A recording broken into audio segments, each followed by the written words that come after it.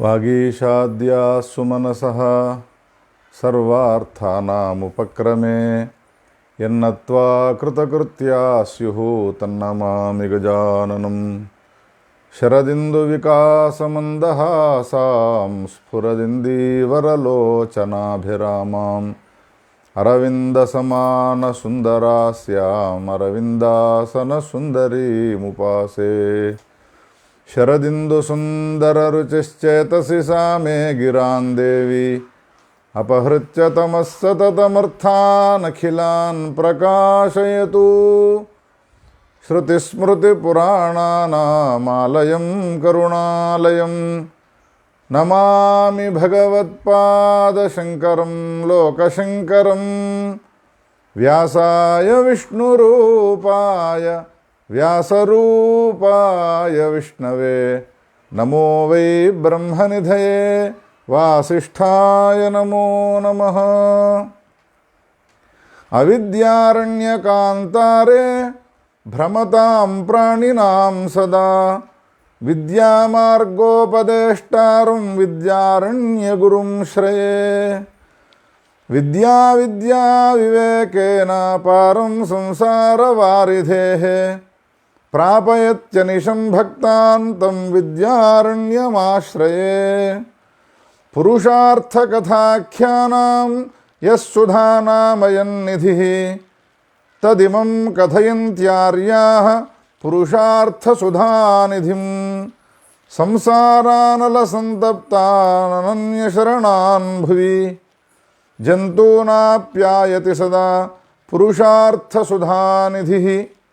య ఇమం శృణుయాన్నిత్యం పురుషార్థసుధానిధిం స హి సర్వపురాణార్థశ్రవణస్య ఫలం లభేతు. శ్రీకృష్ణ గోవింద హరే మురారే హే నాథ నారాయణ వాసుదేవ. హే నాథ నారాయణ వాసుదేవ హే నాథ నారాయణ వాసుదేవ.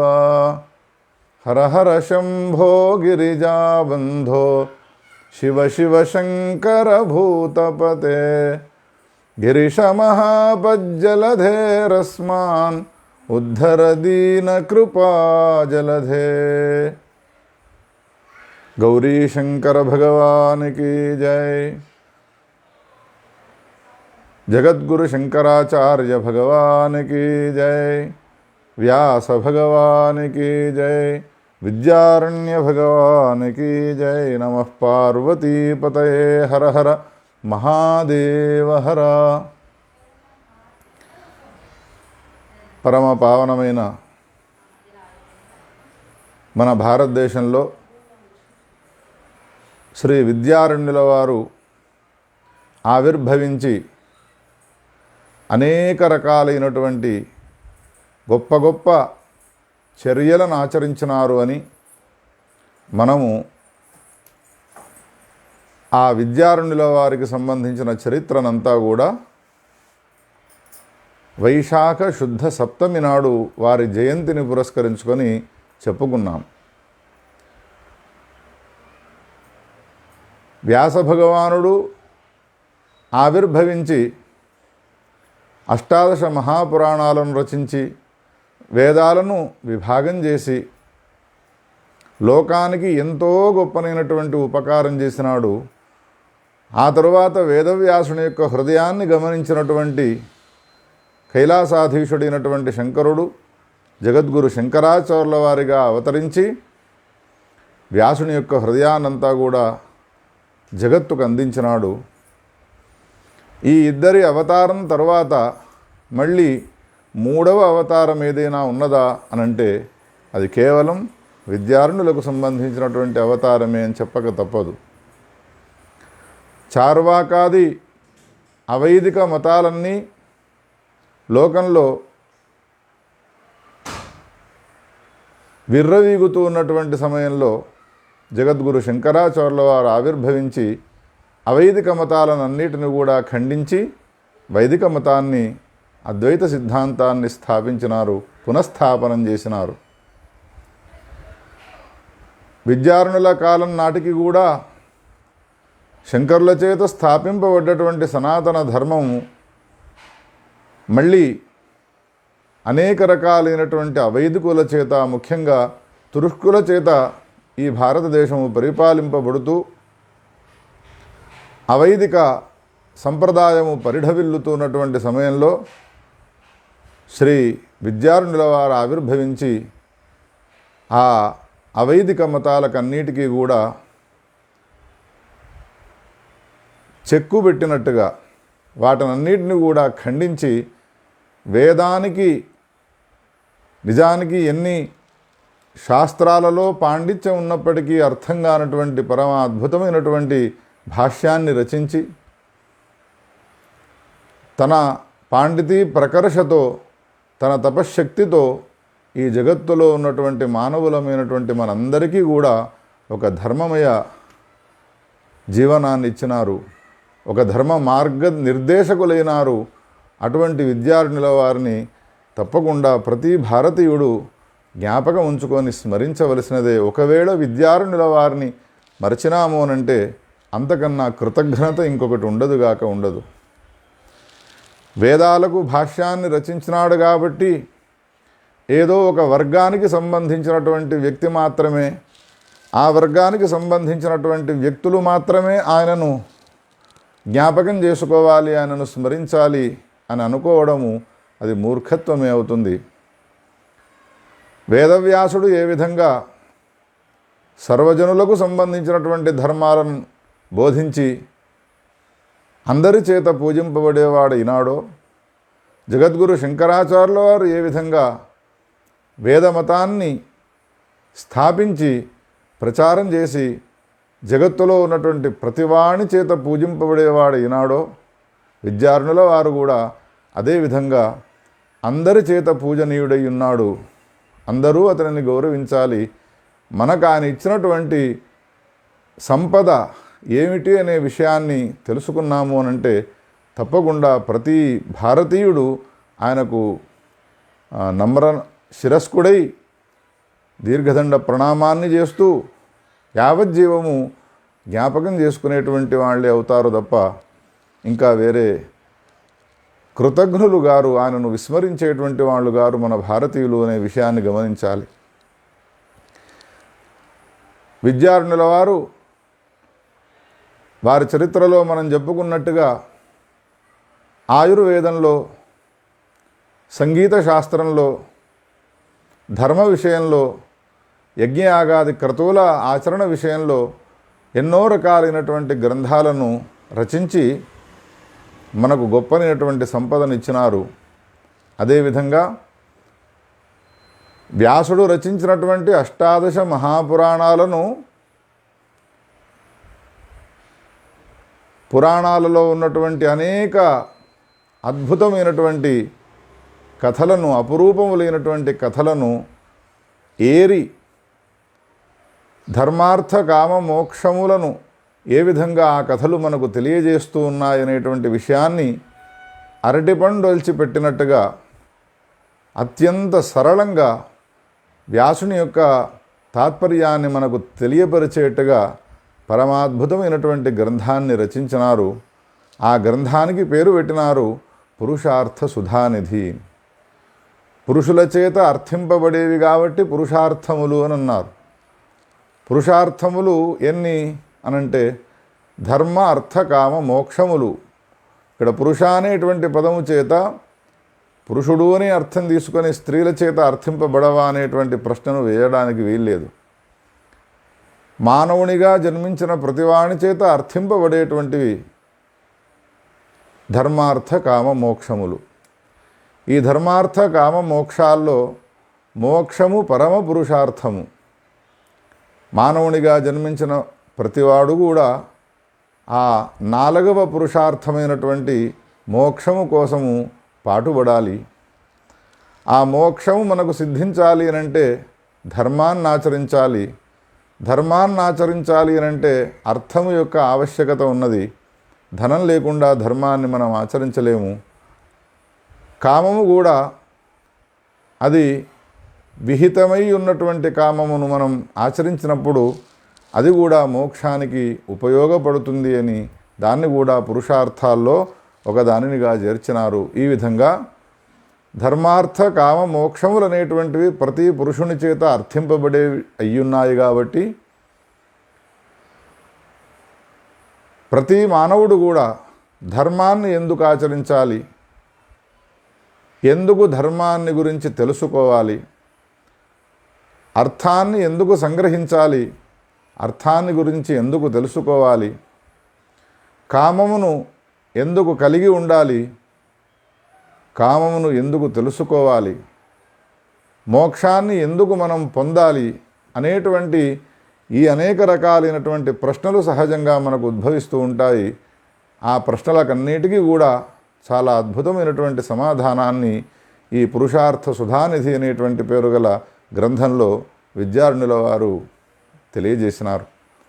అందుకని ఆ విద్యారణ్యుల వారిని స్మరిస్తూ అవిద్యారణ్యకాంతారే భ్రమతాం ప్రాణినాం సదా విద్యామార్గోపదేష్టారం విద్యారణ్య గురుం శ్రేయే. మొట్టమొదట విద్యారణ్యుల వారికి మనం నమస్కారం చేద్దాము.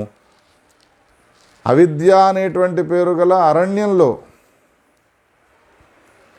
సంచారం చేస్తూ ఉన్నటువంటి ఏ ప్రాణులు ఉన్నారో ఆ ప్రాణులకందరికీ కూడా విద్యా మార్గాన్ని ఎవరైతే ఉపదేశం చేసినాడో అటువంటి విద్యారణ్య గురువుకు నేను నమస్కారం చేస్తూ ఉన్నాను. విద్యా విద్యా వివేకేన పారం సంసార వారిధేహే ప్రాపయతి అనిశం భక్తాన్ తం విద్యారణ్యమాశ్రయే. ఇంకా ఎటువంటి వారు విద్యారణ్యుల వారు? ఇది విద్య, ఇది అవిద్య అనేటువంటి జ్ఞానము లేకుండా మనమంతా కూడా ఏది నిజమైనటువంటిది, పొందవలసినటువంటిది ఏది, పొందకూడని ఏది అనేటువంటి విషయంలో మనమంతా కూడా సందేహాన్ని కలిగి ఉన్నటువంటి వాళ్ళవి అనేక రకాలైనటువంటి దుఃఖ పరంపరలను పొందుతూ ఉన్నాము. అటువంటి మనను ఉద్దేశించి నాయన దీనిని విద్య అని అంటారు, దీనిని అవిద్య అని అంటారు అని ఈ విధమైనటువంటి వివేకాన్ని మనకు బోధిస్తూ సంసార వారిధే పారం ప్రాపయతి. సంసారం అనేటువంటి సముద్రంలో మునిగిపోతున్నటువంటి మనకు తీరాన్ని చూపేటువంటి వాడు ఎవడైతే ఉన్నాడో భక్తులైనటువంటి మనకందరికీ అటువంటి విద్యారణ్యుల్ని నేను ఆశ్రయిస్తాను, వారికి నేను అనేక ప్రణామాలను సమర్పిస్తాను అని వారికి నమస్కారం చేసుకున్న తర్వాత పురుషార్థ సుధానిధి అనేటువంటి పేరు గల ఈ గ్రంథాన్ని మనం ముందు పెట్టుకున్నాం. విద్యారణ్యుల వారు రచించినటువంటి ఈ గ్రంథాన్ని, ఈ గ్రంథానికి సంబంధించిన ఫలశ్రుతిని వారి ముఖము ద్వారా చెప్పినటువంటి ఫలశ్రుతిని ఏ విధంగా చెప్పినారో ఆ మాటలు కూడా విందాం. పురుషార్థకథాఖ్యానాం యస్సుధానామయం నిధి తదిమం కథయంత్యార్యాః పురుషార్థసుధానిధిం. పురుషుల చేత అర్థింపబడేటువంటి అమృతపు సముద్రం ఇది. పురుషార్థ సుధా సముద్రము. పురుషుల చేత అర్థింపబడేటువంటి వారు ఎవరైతే ఉన్నారో అటువంటి వాళ్లకు అమృత సుధానిధి వంటిదయ్యా ఇది. సంసారం అనేటువంటి అగ్నిచేత తప్తులయ్యేటువంటి వాళ్ళు ఎవరైతే ఉన్నారో వాళ్ళకి ఇంకా వేరే రక్షించేవాడు ఎవడూ గోచరించడం లేదు. భయంకరమైనటువంటి తీవ్ర తాపముతో కూడుకోనున్నారు. అటువంటి వాళ్ళను చల్లబరిచేటువంటి గ్రంథము ఈ పురుషార్థ సుధానిధి అనేటువంటి పేరు గల గ్రంథము. ఇటువంటి పరమాద్భుతమైనటువంటి పురుషార్థ సుధానిధి గ్రంథాన్ని ఎవరైతే వింటారో సహి సర్వపురాణార్థశ్రవణస్య ఫలం లభేతు. వ్యాసుడు రచించినటువంటి 18 మహాపురాణాల్లో ఎన్ని కథలున్నాయో, వ్యాసుడు రచించినటువంటి 18 మహాపురాణాల్లో ఎన్ని రకాలైనటువంటి ధర్మాలు ఆయన మనకు తెలియజేసినాడో ఆ ధర్మాలనన్నిటినీ కూడా విన్నటువంటి, పురాణాలనన్నిటినీ విన్నటువంటి ఫలాన్ని పొందుతారు. ఇందులో ఏమాత్రము సందేహించే అవసరం లేదు అని ఈ పురుషార్థ సుధానిధికి ఫలశ్రుతిని మనకు తెలియజేసినారు విద్యారణ్యుల వారు. ఈ పురుషార్థ సుధానిధిలో 4 స్కంధాలున్నాయి. అందులో ధర్మస్కంధము అనేటువంటి పేరు గల మొదటి స్కంధంలో 45 అధ్యాయాలున్నాయి. ధర్మానికి సంబంధించినటువంటి అనేక కథలను తెలియపరిచేటువంటివి. వ్యాసుడు రచించినటువంటి పురాణ ఇతిహాసాల్లోని కథలనే స్వీకరిస్తాడు. ఆ తర్వాత 2వ స్కంధము అర్థస్కంధము అని అంటారు. అందులో 23 అధ్యాయాలున్నాయి. అర్థానికి సంబంధించినటువంటి కథలను వ్యాసుడు ఏ విధంగా మనకు తెలియజేసినాడు భిన్న భిన్నమైనటువంటి పురాణాల్లో అనే విషయాన్ని తెలియజేస్తాడు. ఆ తర్వాత కామస్కంధము అనేటువంటి పేరు గల 3వ స్కంధంలో 13 అధ్యాయాలున్నాయి. ఇందులో కూడా వ్యాసుడు రచించినటువంటి పురాణ ఇతిహాసాల్లోని రమ్యములైనటువంటి కథలను మనకు తెలియపరుస్తూ అనేక రకాలైనటువంటి ధర్మాలను చెప్పినాడు.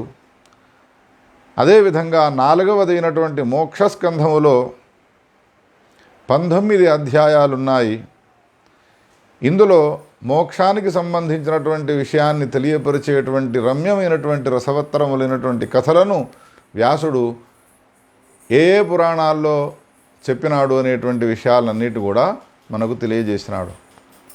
ప్రతి స్కంధంలో ప్రతి అధ్యాయంలో కూడా తాను తెలియపరచబోయేటువంటి ఏ విషయాన్ని తాను తెలియపరచాలి అని అనుకుంటాడో దానికి మొట్టమొదట పీఠికను చెప్పి అద్భుతమైనటువంటి అపురూపమైనటువంటి ఒక కథను వ్యాసుడు చెప్పినటువంటి దాన్ని పురాణాల్లోంచి ఉద్ధరించి ఆ తర్వాత చివరికి ఈ చెప్పినటువంటి కథ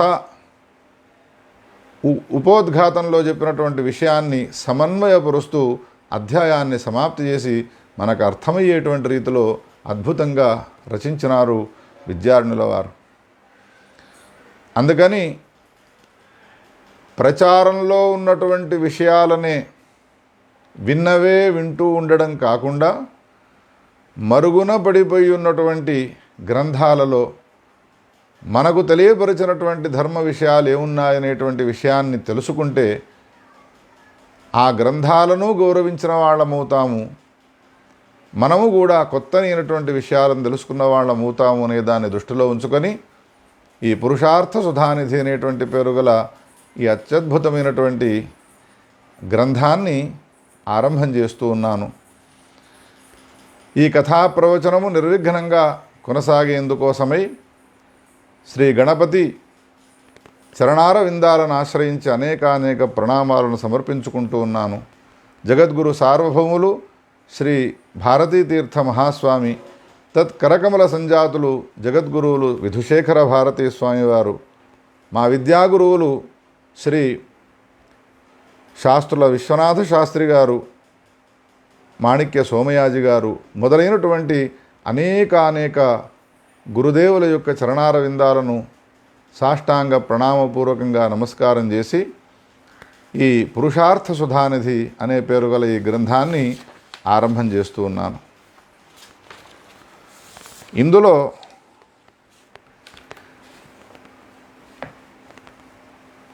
మొట్టమొదట వ్యాసునికి నమస్కారం చేసినాడు. నమో వ్యాసాయ గురవే మహతే మహతామపి సంసారానలతప్తానాం యస్య సూక్తి రసాయనం. వ్యాసునికి నేను నమస్కారం చేస్తూ ఉన్నాను అన్నాడు విద్యారణ్యుల వారు. మహాత్ములకు కూడా మహాత్ముడైనటువంటి వాడు వేదవ్యాసుడు. సంసారం అనేటువంటి భయంకరమైనటువంటి అగ్నిచేత తప్తులైనటువంటి వ్యక్తులు ఉన్నారో ఆ వ్యక్తులకందరికీ కూడా ఆయన సూక్తులు ఏవైతే ఉన్నాయో, ఆయన పురాణ వాంగ్మయం ఏదైతే ఉన్నదో అది అమృత వృష్టి వంటిది. విపరీతమైనటువంటి వేడితో శరీరం అంతా కూడా చెమటలు పట్టి ఉన్నాయి. ఆ వేడిని చల్లార్చుకునేందుకోసమై హరిద్వారంలో ప్రవహించేటువంటి గంగలో ఒక్కసారి మునగగానే ఆపాద తలమస్తకం ఏ విధంగా ఆ శైత్యాన్ని పొందినటువంటి మనం ఒక ఆనందాన్ని అనుభవిస్తామో, అనాది నుండి సంసారానలము చేత, సంసారం అనేటువంటి అగ్ని కీలల చేత దహింపబడుతున్నటువంటి మన శరీరము చల్లబడాలి అని అంటే అటువంటి అమృతవృష్టి మనపైన పడాలి. ఆ అమృతవృష్టి ఏది అనంటే వేదవ్యాసుని యొక్క వాక్యాలే, వాగమృతమే.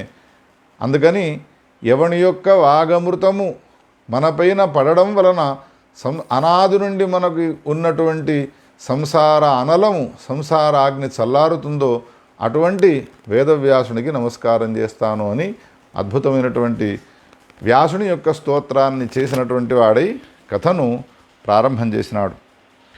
పూర్వకాలంలో నైమిషారణ్యంలో 12 సంవత్సరాలకు సంబంధించినటువంటి సత్రయాగము జరిగినది. అప్పుడు అనేక మంది మునీశ్వరులంతా కూడా 82,000 మంది శౌనకాదృశులంతా కూడా వింటూ ఉండగా వ్యాసుని యొక్క శిష్యుడు సూత భగవానుడు తన గురువు అయినటువంటి వ్యాసుడు తనకు బోధించినటువంటి 18 మహాపురాణాలను, ఉపపురాణాలను, ఉపోపపురాణాలన్నిటిని కూడా వాళ్ళందరికీ కూడా వినిపించినాడు, వర్ణించి చెప్పినాడు. అప్పుడు ఋషులంతా కూడా ఏమంటూ ఉన్నారు సూతుని గురించి అనంటే, అస్మిన్ బహుక్రియామంత్రే సత్రే సర్వవిదాంబర కథాస్త్వయోదితాః సమ్యక్ అస్మాభిర్నావధారితాః. సత్రయాగం జరుగుతున్న సమయంలో సుమారు 12 సంవత్సరాలు మీరు మాకు కథలను చెప్పుతూనే ఉన్నారు. కానీ మీరు చెప్పేటువంటి ఏ కథలున్నాయో వాటినన్నిటి కూడా మేము ధారణ చేయలేకపోతున్నామయ్యా. తాస్తాః కథాః భగవతా వ్యాసేనోక్తా సవిస్తరం తాస్తా సంక్షిప్య కథయా కర్మైతత్ఫలదం సఫలం భవేత్. బహు విస్తృతమైనటువంటి రీతిలో వ్యాసుడు రచించినటువంటి 18 మహాపురాణాలను మీరు మాకు వివరించినారు, మేము ధన్యులమైనాము. కానీ అతి విస్తారమైనటువంటి ఆ కథనము ఏదైతే ఉన్నదో అది మాకు జ్ఞాపకం ఉంచుకునేటువంటి రీతిలో లేకుండా పోయినది.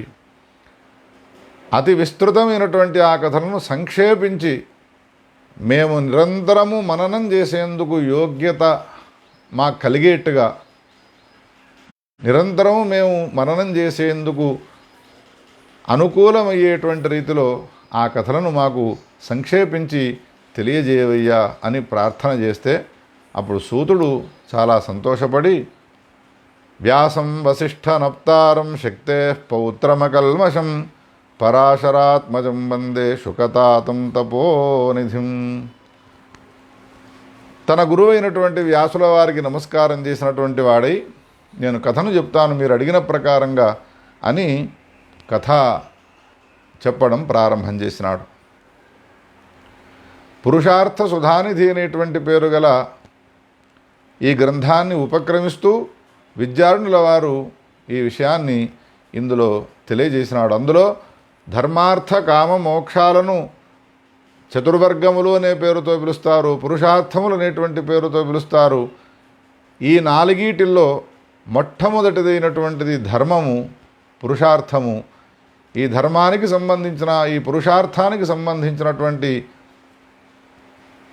కథను నేను మీకు తెలియజేస్తాను, వినండి అని. తత్రాదౌ ధర్మమాహాత్మ్యం శృణ్వంతు ప్రవదామివః శౌనకేన పురా ప్రోక్తం చిత్రకేతు మహీభుజే. చిత్రకేతు అనేటువంటి పేరు గల ఒక మహారాజు గారికి పూర్వకాలంలో శౌనకుడు అనేటువంటి పేరు గల ఋషీశ్వరుడు ధర్మానికి సంబంధించినటువంటి ప్రాధాన్యతను తెలియపరిచేటువంటి కథను చెప్పినాడు. శౌనకుడు చెప్పినటువంటి ఆ కథను, చిత్రకేతు మహారాజు గారికి చెప్పినటువంటి ఆ కథావృత్తాంతాన్ని మీ అందరికీ నేను తెలియజేస్తాను, వినండయ్యా అని సూతుడు ఆ నైమిషారణ్యంలో ఈ కథను చెప్పడం ప్రారంభించినాడు.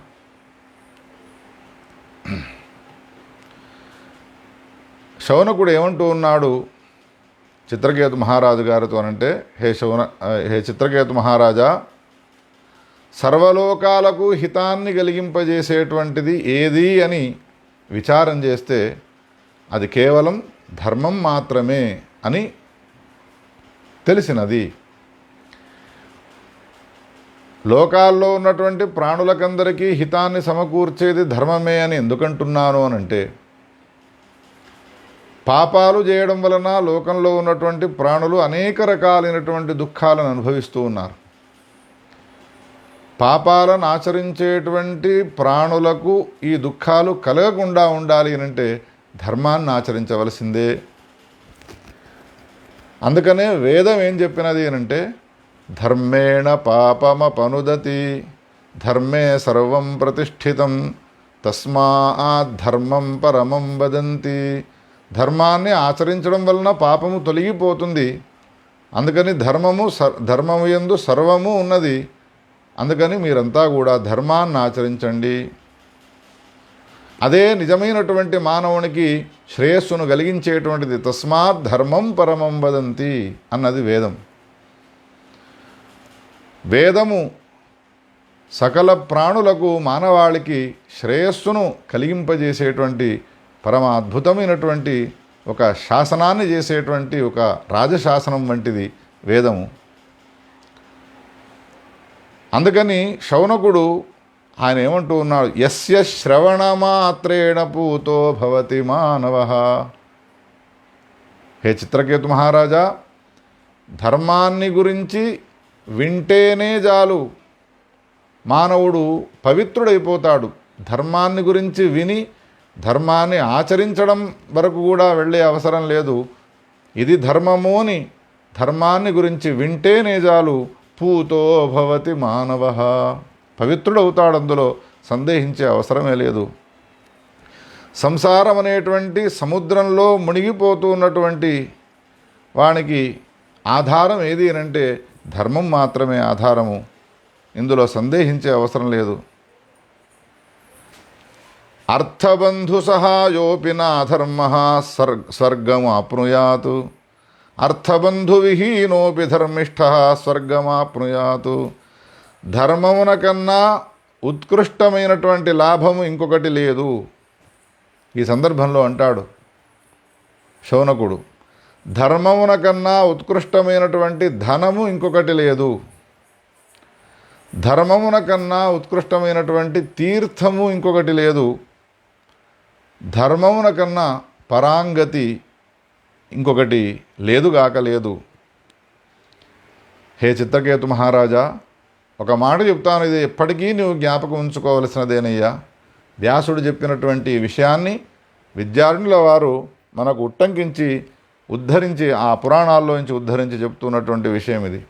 ఏమంటారు ధర్మాన్ని గురించి అనంటే, దారాహి అపత్యం భృత్యాశ్చ బాంధవాః ప్రియవాదినః గచ్చంతం నానుగచ్చంతి ధర్మ ఏవానుగచ్చతి.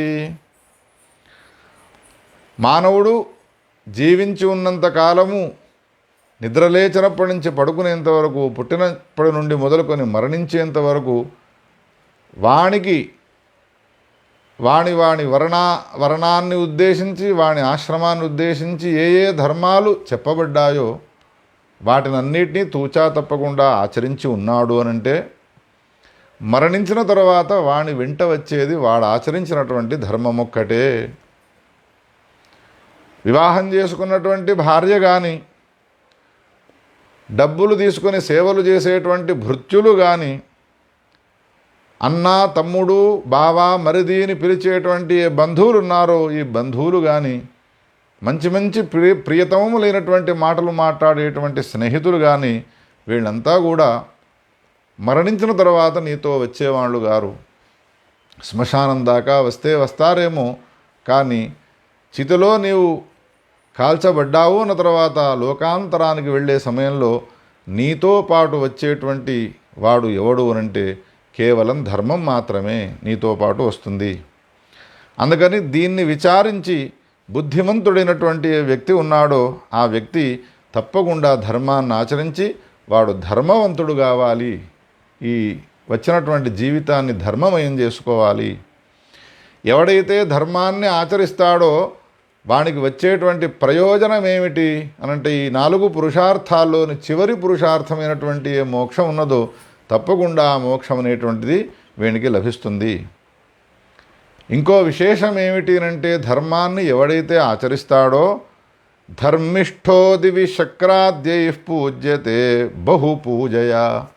స్వర్గలోకానికి వెళ్ళినాడు అనంటే ఇంద్రుడు కూడా ఐరావత వాహనం నుండి కిందికి దిగి, అయ్యా నీవు భారతదేశంలో ధర్మాన్ని ఆచరించినటువంటి మహాత్ముడవు అని దిగి ఇంద్రుడు నమస్కారం చేస్తాడు. అంతేకాదు నరకలోకానికి వెళ్ళి తర్వాత స్వర్గలోకానికి వెళుతాడు మరణించిన ప్రతి జీవుడు. అప్పుడు యమధర్మరాజు కూడా ఎదురుగా వచ్చి సన్మానం చేసి, నీవు ధర్మాన్ని ఆచరించినటువంటి వాడవయ్యా, అందుకని నిన్ను మేం గౌరవిస్తాము అని యమలోకంలో యమధర్మరాజు కూడా ధర్మాన్ని ఆచరించిన వాడిని గౌరవిస్తాడు అనంటే ధర్మాచరణ ఎంత గొప్పది ఒక్కసారి ఆలోచించండి అయ్యా.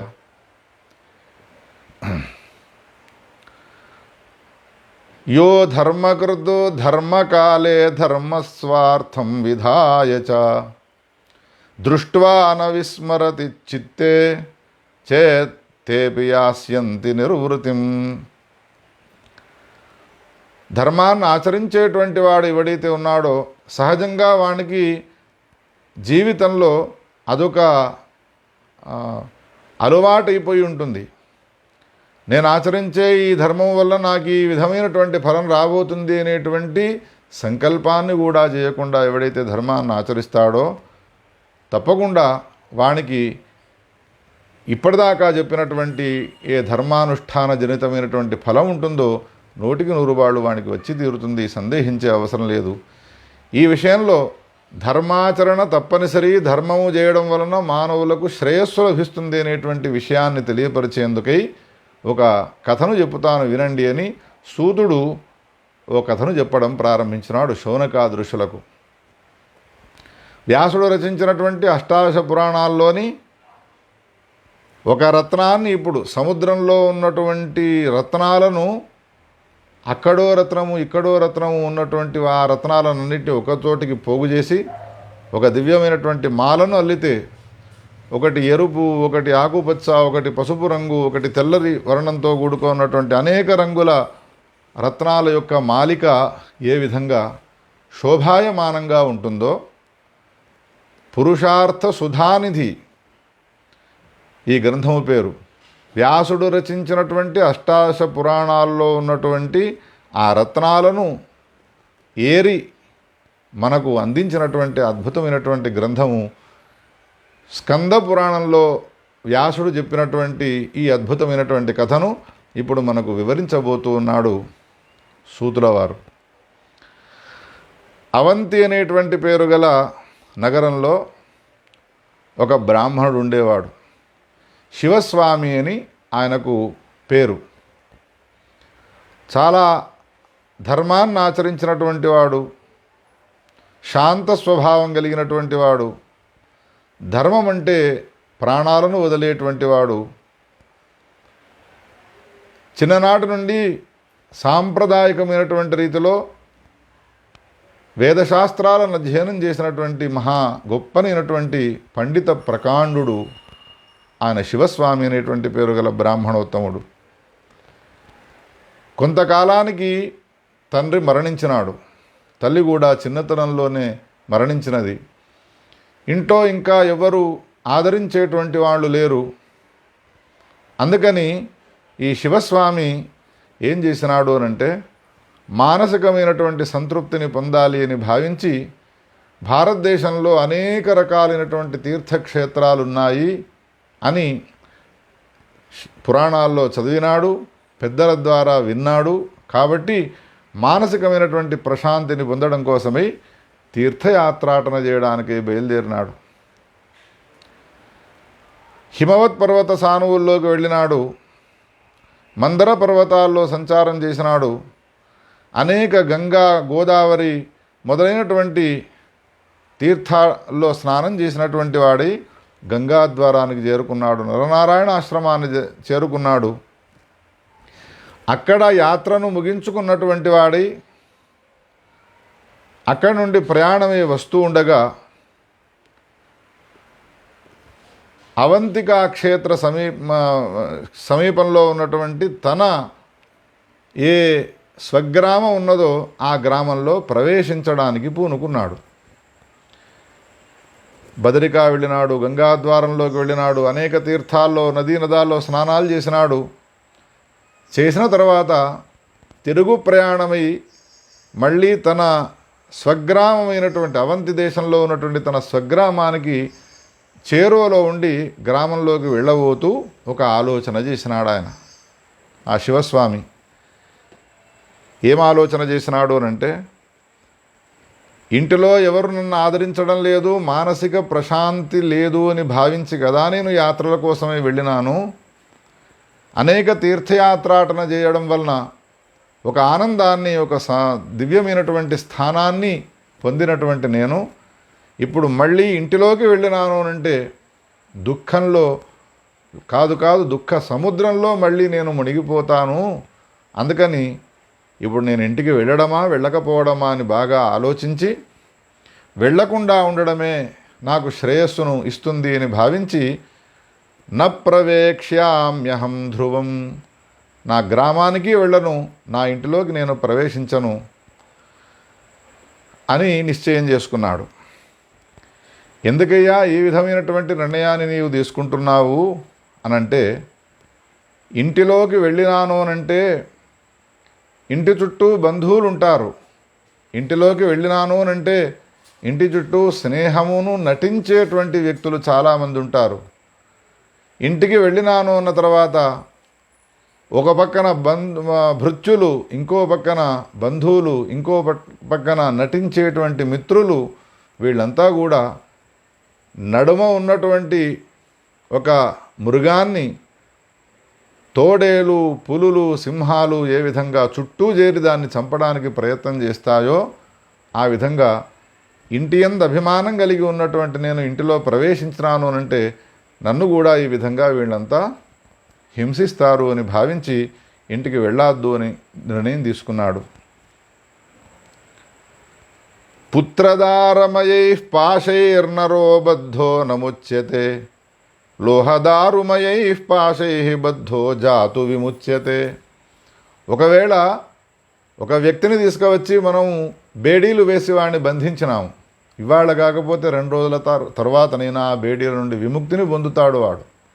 కానీ భార్య, పుత్రాదులు, బంధువులు, స్నేహితులు అనేటువంటి పేరు గల ఏ బేడీలు ఉన్నాయో వాటి నుండి బయటపడడం మాత్రము ఎవ్వని తరం కాదు అని నిశ్చయం చేసుకున్నాడు. అంతేకాకుండా స్నేహపాశాకృష్టచిత్తో నదూరం యాతి మానవ, బంధాత్ కదాచిన్ముక్తస్తు పక్షీ నాయాతి వై పునః. ఎంత చక్కని మాటను ఊహించుకున్నాడు ఆ శివస్వామి అనంటే, స్నేహపాశముల చేత ఆకృష్ట చిత్తుడై ఉన్నటువంటి వాడు ఎవడైతే ఉంటాడో ఆ స్నేహాన్ని వదిలిపెట్టి ఇంకొక చోటికి వెళ్ళలేడు. ఒక పక్షి చెట్టు పైన ఒక గూడు కడుతుంది, ప్రసవం అయ్యేంత వరకు ఉంటుంది, పిల్లలకు రెక్కలు వచ్చేంత వరకు ఉంటుంది. ఆ తరువాత ఆ చెట్టును తాను కట్టుకున్నటువంటి ఏ గూడు ఉన్నదో ఆ గూడును వదిలిపెట్టి మళ్ళీ ఏ చెట్టును ఆశ్రయిస్తుందో తెలియదు. బుద్ధి జ్ఞానము మానవుని కన్నా తక్కువగా ఉన్నటువంటి ఆ పక్షియే గూడు పైన మమకారాన్ని వదిలిపెట్టి, చెట్టు పైన మమకారాన్ని వదిలిపెట్టి ఏ విధంగా తాను వేరే చోటికి వెళ్ళిపోతుందో, బుద్ధి జ్ఞానము కలిగినటువంటి వ్యక్తి ఇంటిపైన, పుత్రాదులపైన, దారాదులపైన అభిమానాన్ని పెట్టుకొని ఉన్నాడు అనంటే పశుపక్ష్యాదుల కన్నా కడహీనమైనటువంటి జీవనాన్ని కొనసాగించేవాడు అవుతాడు కదా అని ఈ విధమైనటువంటి ఊహలనన్నిటిని కూడా ఊహించుకొని నరనారాయణ బదరికాశ్రమాలను, తీర్థయాత్రలన్నీ చేసి వచ్చి ఇంటికి వెళ్లకుండా ఇంకా దక్షిణ దేశంలో ఉన్నటువంటి అనేక యాత్రలను చేయాలనేటువంటి సంకల్పాన్ని చేసినటువంటి వాడై దక్షిణ దేశానికి ప్రయాణమై వెళుతూ ఉన్నాడు శివస్వామి. వెళుతూ ఉన్నాడు. వింధ్య పర్వతమునకు దక్షిణ దేశంలో ఉన్నటువంటి తీర్థాల్లో స్నానం చేయడానికి బయలుదేరినటువంటి తాను ప్రయాణమై వెళుతూ ఉండగా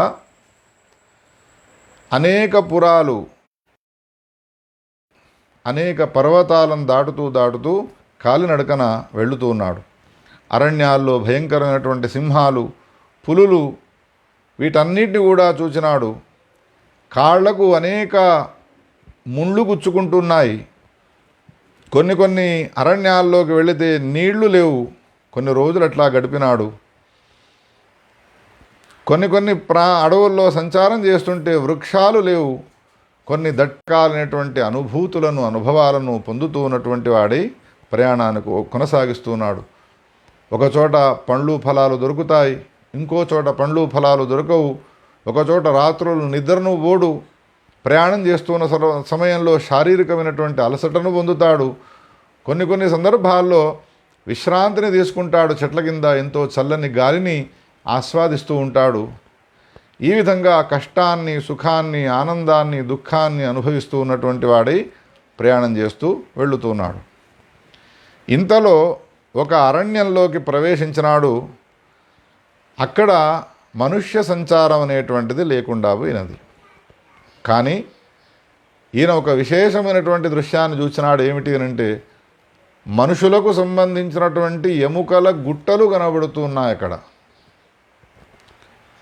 మనుషులను తిన్న తర్వాత మనుషులకు సంబంధించినటువంటి ఏ అవశేషాలున్నాయో శరీర భాగాలు అవన్నీ విచ్చలవిడగా పడవేసినటువంటి దృశ్యాలను చూసినాడు. ఈ మార్గము సరైనది కాదు అని అనుకున్నాడు.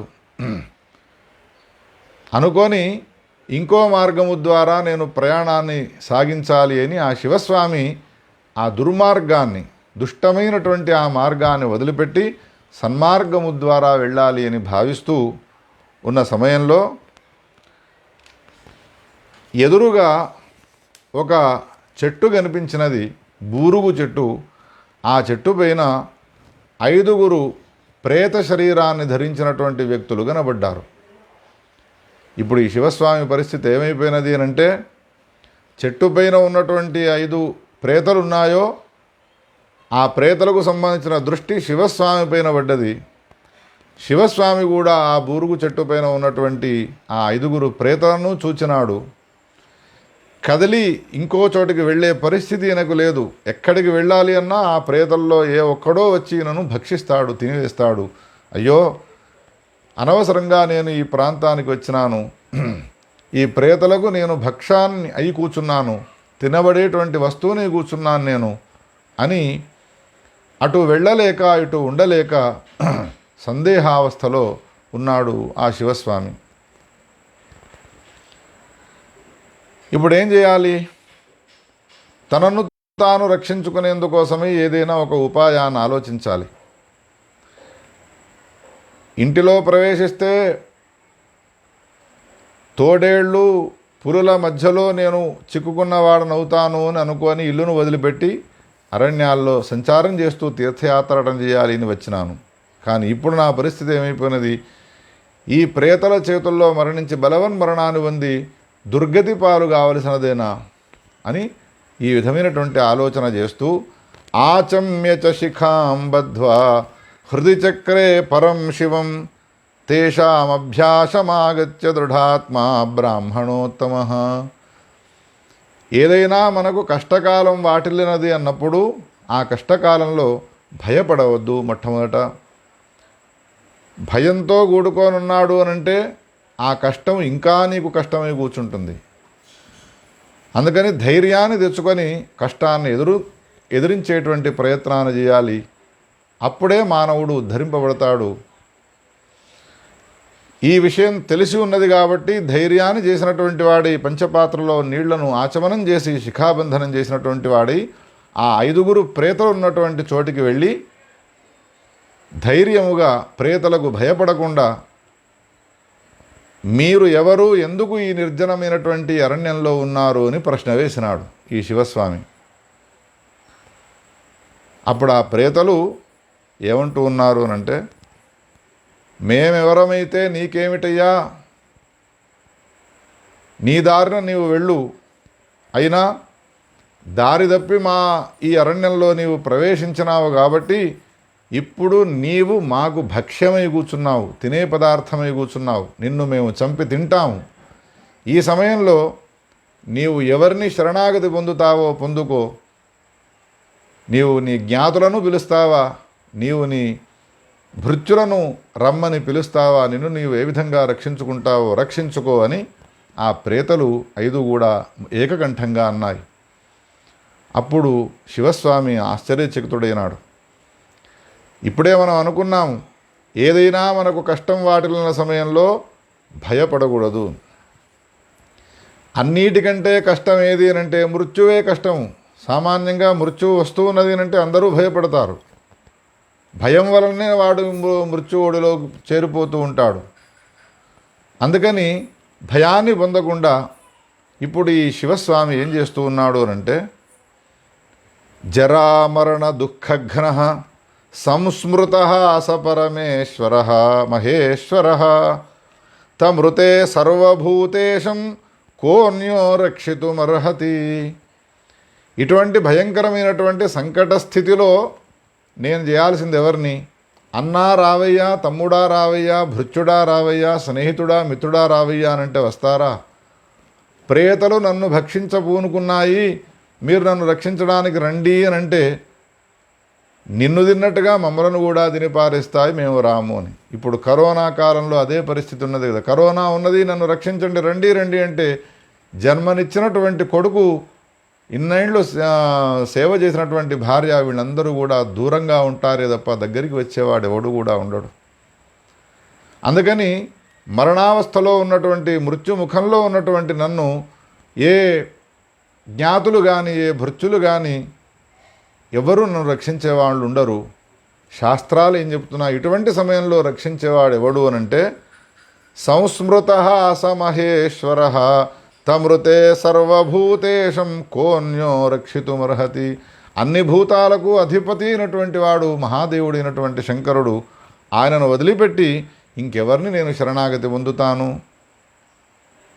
చంద్రశేఖర భారతీ స్వామివారు ప్రాతస్మరణీయులు.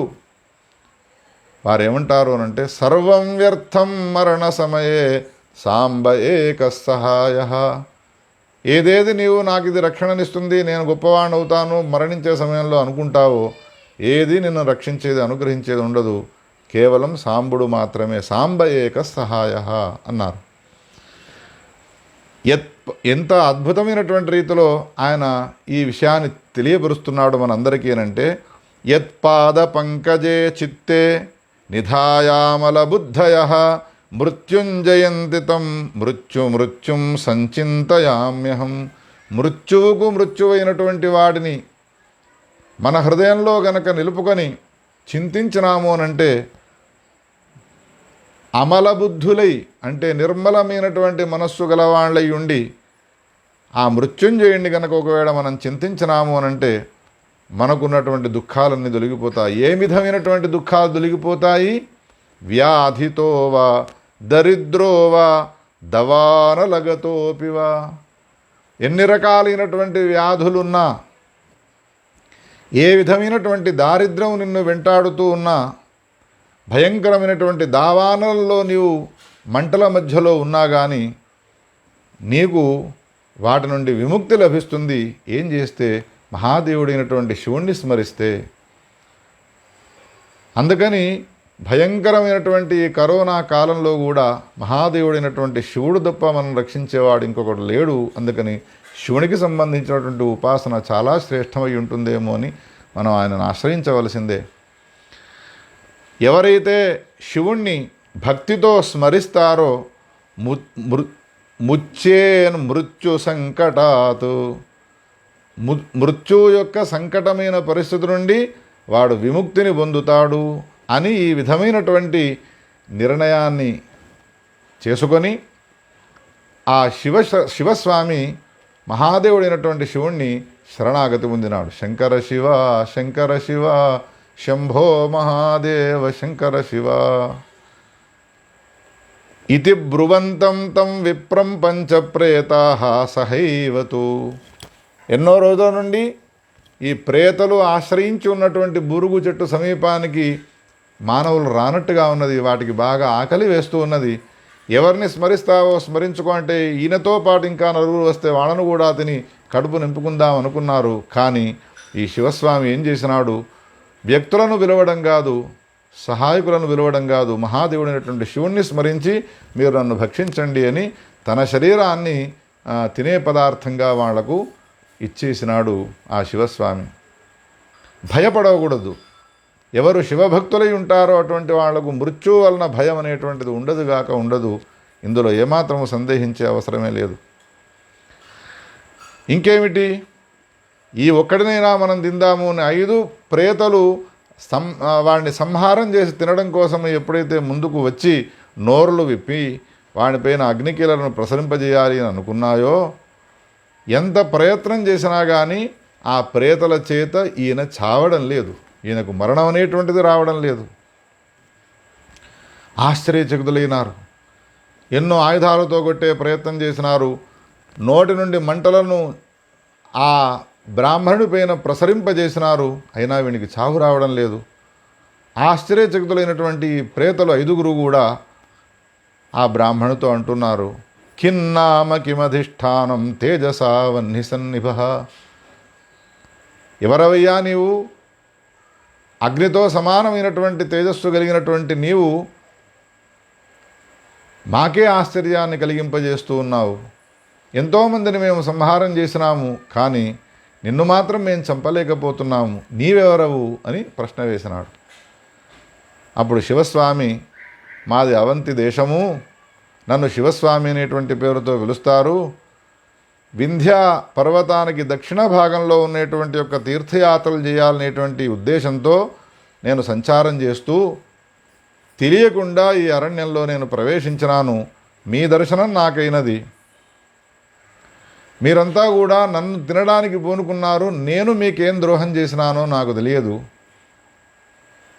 అందుకని ఈ సమయంలో నేను ఒక ప్రశ్న వేయాలి అని అనుకుంటున్నాను మిమ్ములను. మీకు ఈ ప్రేతత్వం అనేటువంటిది ఎట్లా వచ్చినది? నన్నెందుకు తినాలి అనేటువంటి సంకల్పాన్ని మీరు చేసి నా వలె అనేక మందిని గుట్టలుగా అనేక మానవుల యొక్క అస్థికలు ఇక్కడ పడి ఉన్నాయి. ఎందుకు ఈ విధంగా మీరు అనేక మందిని హింసిస్తూ ఉన్నారు? మీకు ఈ ప్రేతత్వం అనేటువంటి మేఢ్రక, నన్ను స్థూల శరీరుడు అంటారు. ఈ 2వ వాణ్ణి పీనమేఢ్రుడు అనే పేరుతో పిలుస్తారు. 3వ వాణ్ణి పూతివక్త్రుడు అని అంటారు. 4వ వాణ్ణి కృషదేహుడు అనే పేరుతో పిలుస్తారు. 5వ వాణ్ణి దీర్ఘజిహ్వుడు అనే పేరుతో పిలుస్తారు. అసలు దేశాల్లో కాదు, ప్రపంచ దేశాల్లో కూడా ఇటువంటి పేర్లు ఎవరికీ ఉండవు. ఈ ప్రేతలకు 5 రకాలైనటువంటి ఈ పేర్లు విన్న తర్వాత, ఈ ప్రేతలకు ఉన్నటువంటి పేర్లను విన్న తర్వాత ఈయనకు ఆశ్చర్యం కలిగినది. అయ్యా, ఎందుకు మీకు ఈ పేర్లు వచ్చినాయి అని ప్రశ్న వేస్తే వాళ్ళు ఆ పేర్లు ఎందుకు వచ్చినాయో వివరిస్తూ ఉన్నారు. అయ్యా, నన్ను స్థూల శరీరుడు అనే పేరుతో పిలుస్తారు.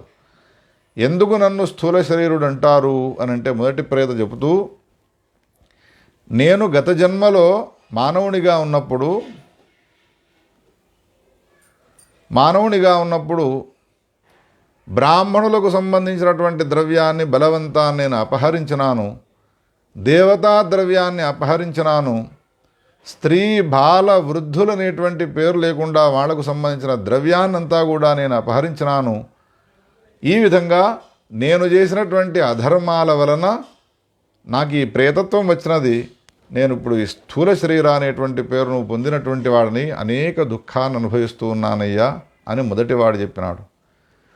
2వ వాడు పీనమేఢ్రుడు అని పేరు. నేను పరస్త్రీల యందు వ్యామోహాన్ని కలిగినటువంటి వాడని ఉన్నాను. అనేక రకాలైనటువంటి అకృత్యాలను చేసినాను. అందుకని నేను చేసినటువంటి పాపపు పనుల వలన, అధర్మాల వలన నాకు ఈ పీనమేఢ్రత్వం అనేటువంటిది వచ్చినది. నా శరీరం అంతా కూడా కాలిపోతూ ఉన్నదయ్యా. భయంకరమైనటువంటి దుఃఖంతో కూడుకోనున్నాను అని 2వ వాడు తన పరిచయాన్ని చెప్పుకున్నాడు. 3వ వాడు పూతివక్త్రుడు అని పేరు. ఎప్పుడూ గత జన్మలో నేను చేసినటువంటి అధర్మం ఏమిటి అంటే, ఎప్పుడూ కూడా నేను అసత్యాన్ని మాట్లాడేవాడిని. లోకంలో ఉన్నటువంటి వాళ్ళనందరినీ కూడా నిందిస్తూ ఉండేవాడను. ఆ కర్మ విపాకం వలన నేను పూతివక్త్రుడనేటువంటి పేరుతో ఈ ప్రేతత్వాన్ని పొందినాను. నా నోటి నుండి ఎప్పుడూ కూడా నా నోటి నుండి ఎప్పుడూ కూడా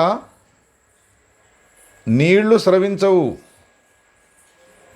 చీము నెత్తురు స్రవిస్తూ ఉంటుంది. భయంకరమైనటువంటి దుఃఖాన్ని నేను అనుభవిస్తూ ఉన్నాను అని మూడవ వాడు చెప్పినాడు. కృష శరీరుడు అనేటువంటి పేరు గల ఇంకొక ప్రేత తన వృత్తాంతాన్ని చెబుతూ ఉన్నాడు. గత జన్మలో నేను ధనం సమృద్ధిగా ఉండేది నా సమీపంలో, ధనానికి కొదవలేదు, నేను దరిద్రుడను గాను, ఐశ్వర్య సంపన్నుడనే. కానీ ఇంత ధనం ఉన్నప్పటికీ కూడా ఏ ఒక్కనికి నేను దానాన్ని చేయలేదు, ఏ ఒక్కరోజు కూడా స్వాహాకారాన్ని చేయలేదు, నేను యజ్ఞయాగాదులను ఆచరించలేదు, పితరులను ఉద్దేశించి శ్రాద్ధాదులను కూడా నేను చేయలేదు. ఇటువంటి పాపపు పనులు చేయడం పక్కన పెడితే నాకు విధించినటువంటి కర్మలను ఆచరించకపోవడం వలన ఈ విధమైనటువంటి కృష శరీరం అనేటువంటి పేరుతో నేను ప్రేతగా మారిపోయినాను. ఇక నాలుగవ వాడున్నాడు. నన్ను దీర్ఘజిహ్వుడు అనే పేరుతో పిలుస్తూ ఈ ప్రేతత్వాన్ని పొందినటువంటి నన్ను అంటూ ఉంటారయ్యా. నేను చేసిన పాపం ఏమిటి గత జన్మలో? తాను చెప్తూ ఉన్నాడు, నేను గత జన్మలో నాస్తికుడనై ఉన్నాను. నాకు విధింపబడ్డటువంటి ఏ మర్యాద ఉండెనో ఆ మర్యాదను నేను ఉల్లంఘించి ప్రవర్తించినాను.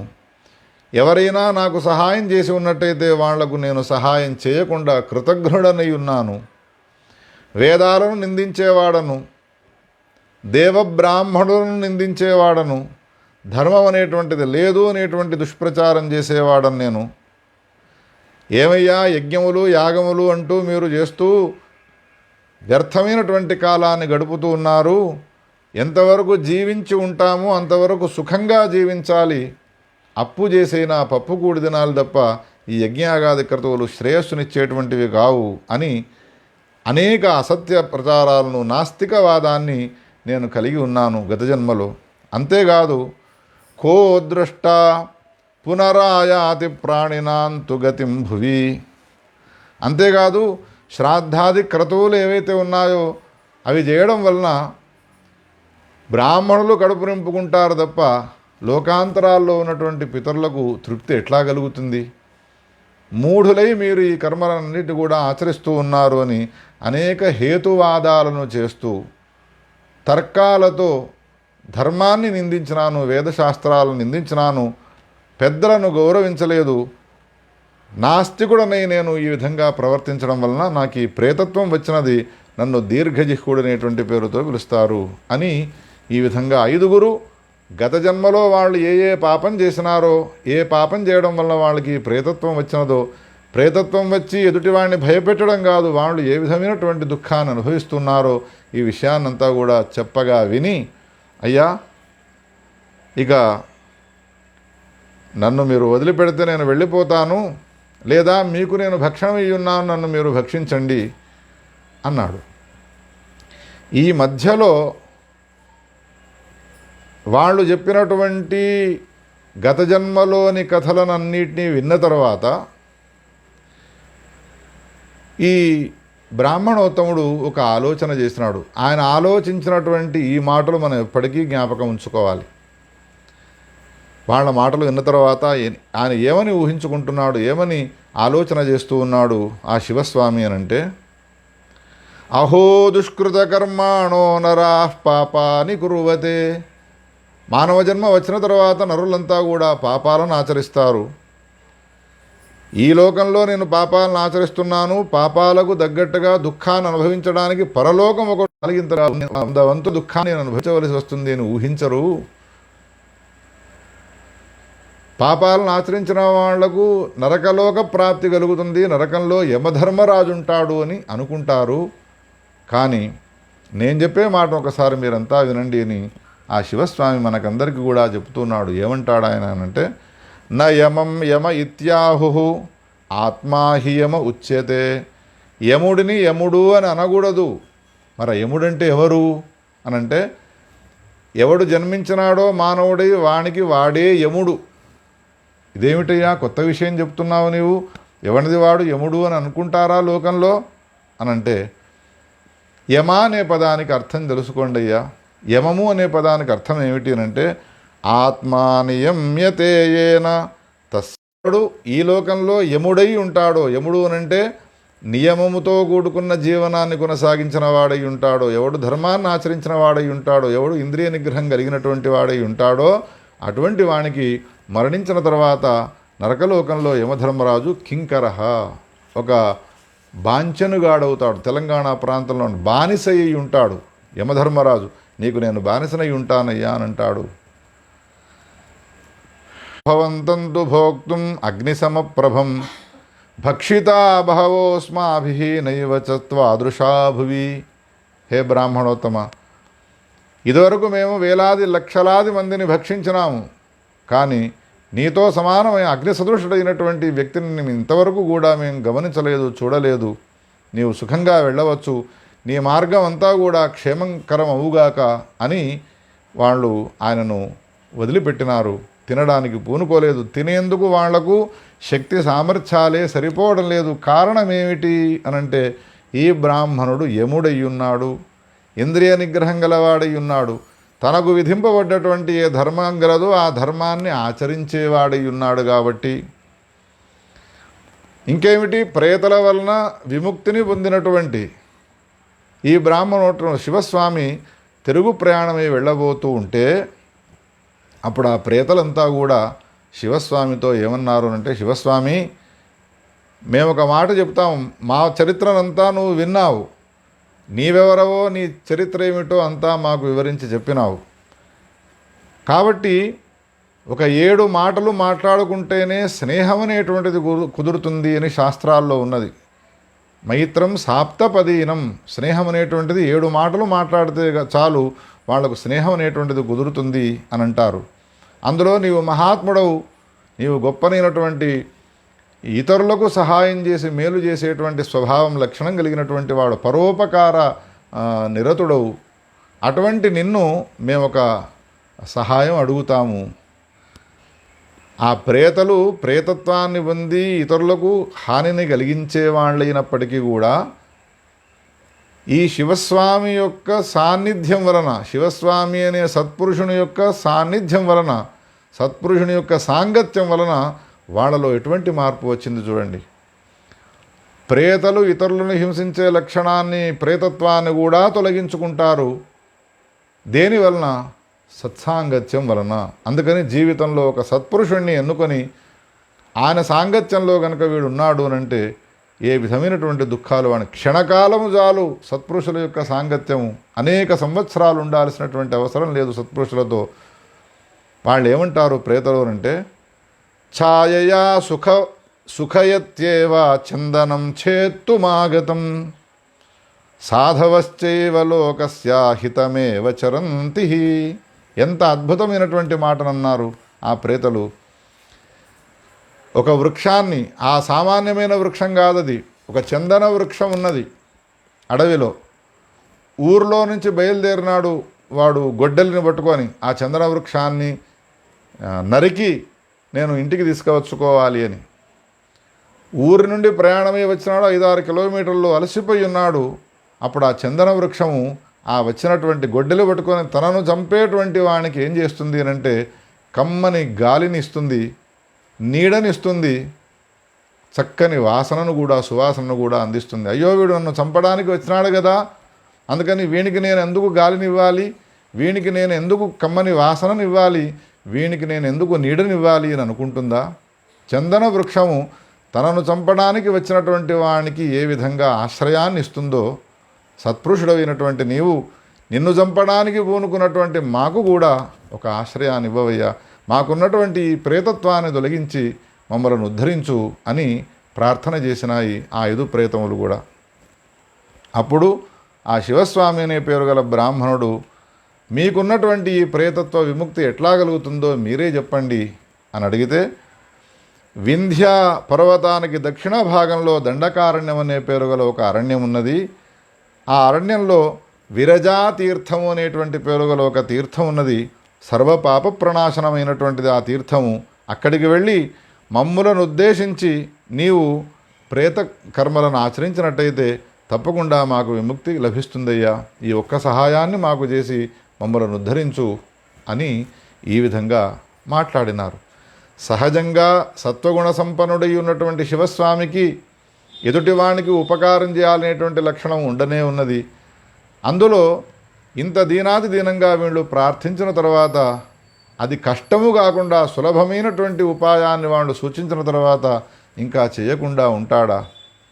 సహి విప్రహ తతస్తూర్ణం తత్తీర్థం ప్రాప్య సాదరం. అప్పుడు ఆ శివస్వామి అనే పేరు గల బ్రాహ్మణోత్తముడు ప్రయాణాన్ని చేసినటువంటి వాడై ఆ విరజా నదీ తీర్థానికి చేరుకున్నాడు. మాఘమాసంలోని కృష్ణపక్ష చతుర్దశి నాడు, అది శివరాత్రి.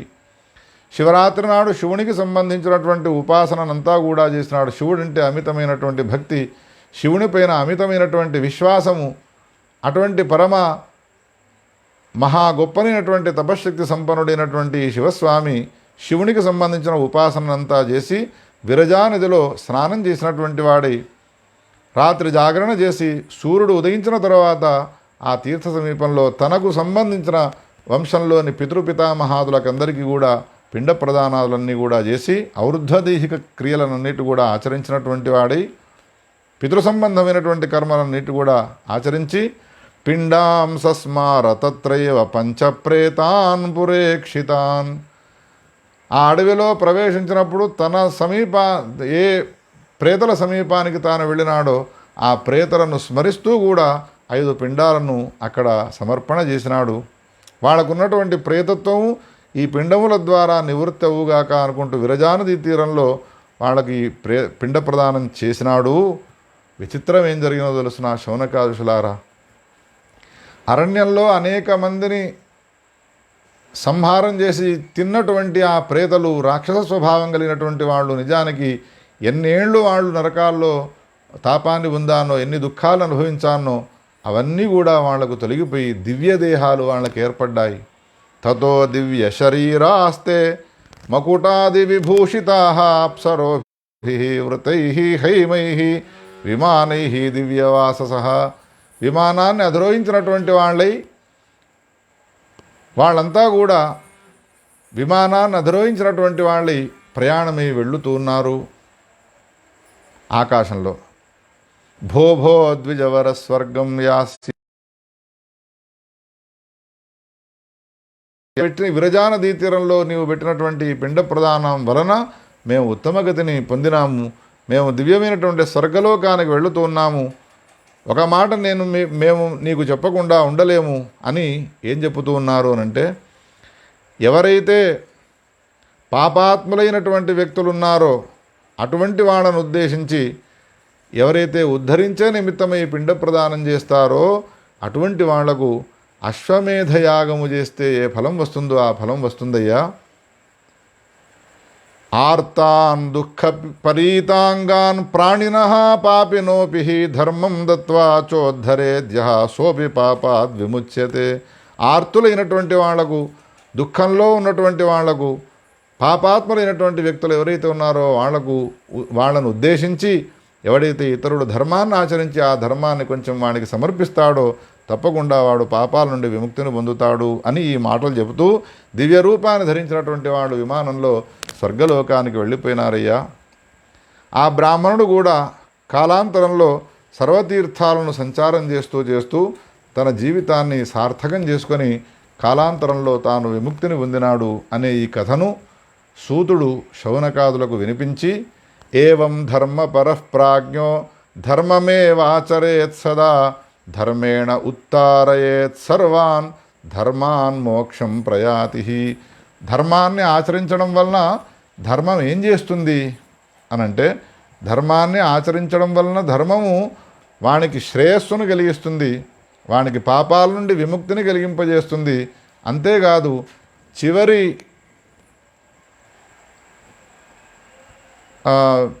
చతుర్వర్గాల్లో చివరిదైనటువంటి ఏ మోక్షం ఉన్నదో ఆ మోక్షాన్ని కూడా వాడిని కలిగింపజేస్తుంది అని ఈ కథనంతా చెప్పి విద్యారణుల వారు చివరికి ధర్మానికి సంబంధించిన కథను చెప్పి ధర్మాన్ని ఆచరించి తాను ధరింపబడ్డాడు, ముక్తిని పొందినాడు. ధర్మాన్ని ఆచరించడం వలన ప్రేత శరీరాన్ని పొందినటువంటి వాళ్ళు కూడా ఉద్ధరింపబడ్డారు అనే ఈ ఏదైతే ఉంటుందో అది ఉత్తమ ధనం వస్తుంది. రెండవది, ధర్మమును ఆచరించడం వలన ఏమవుతుంది అంటే అక్షయం అచ్యుతస్య పదం, అచ్యుతైనటువంటి శ్రీమన్నారాయణమూర్తి యొక్క చరణారవిందాలు నీకు లభిస్తాయి ధర్మాన్ని ఆచరించడం వలన. ధర్మాన్ని ఆచరించడం వలన బుద్ధిలో వైమత్యం అనేటువంటిది రాదు, మంచి బుద్ధి వస్తుంది. ఇది శ్రుత్వా మహీపోపి శౌనక ధర్మతత్పర ధర్మమేవాచరన్ నిత్యం ధర్మనిష్ఠో బభూవ. అందుకని ధర్మం అన్నిటికంటే శ్రేయస్కరమైనటువంటిదయ్యా అనేటువంటి విషయాన్ని తెలియజేసి ఈ కథను ఉపసంహరించినాడు.